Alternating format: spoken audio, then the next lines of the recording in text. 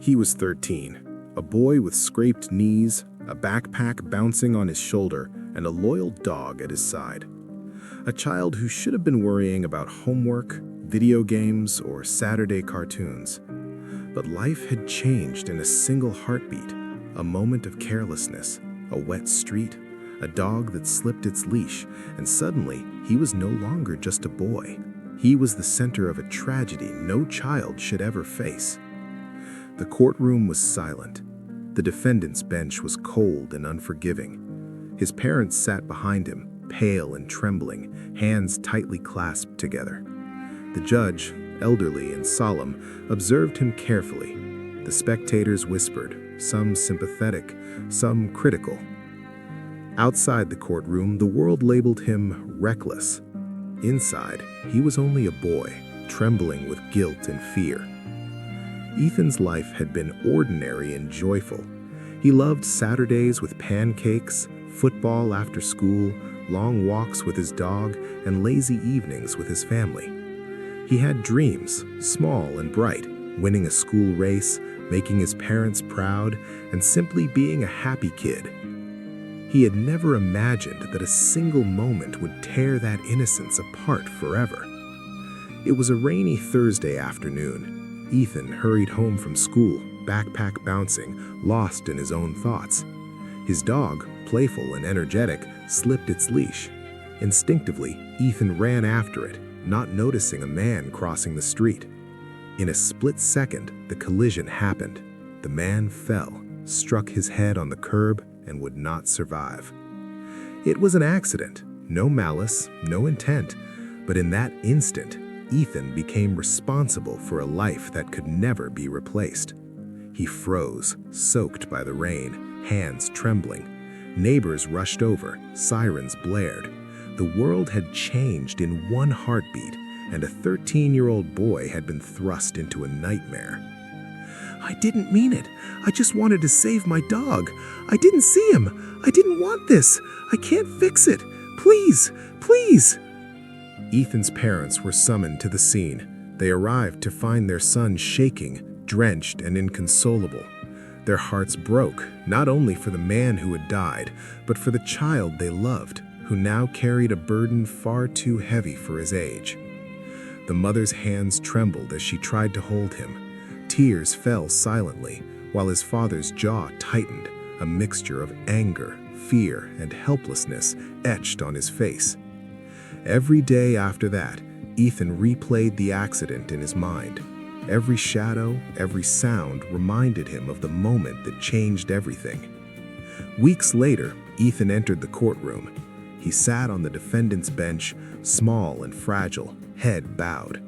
The room seemed enormous, every eye watching him, every whisper magnified in his ears. The judge, experienced and composed, observed him carefully. Parents sat behind him, gripping each other tightly, whispering words of comfort through tears.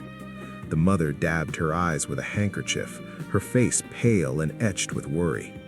The father's hands gripped the bench railing, knuckles white, as he tried to suppress both anger and protectiveness. The spectators murmured softly, some in sympathy, others in quiet judgment. And in that moment, Ethan felt completely exposed, a boy carrying the weight of a life lost. Inside the courtroom, memories overwhelmed him. The wet asphalt, the slipping leash, the man's fall, the sirens, the rain. Every detail burned into his mind, replayed endlessly. He thought of the life that was lost. He imagined what could have been done differently. Every what-if tormented him. Every heartbeat carried remorse. "I can't fix it. I can't bring him back. I have to be better. I need to live, to learn, to never let this happen again." He also thought of his parents, their tears, their fear, their silent prayers. He remembered how his mother had held him that day, rocking him while he cried. He remembered his father's heavy sighs, the way he tried to mask panic with control. The boy realized that he had not only lost innocence, but had also shaken the lives of those he loved most. The judge listened to the facts carefully. The boy's age, the unintentional nature of the accident, and the overwhelming remorse. The court understood that this was a tragic accident, not a criminal act.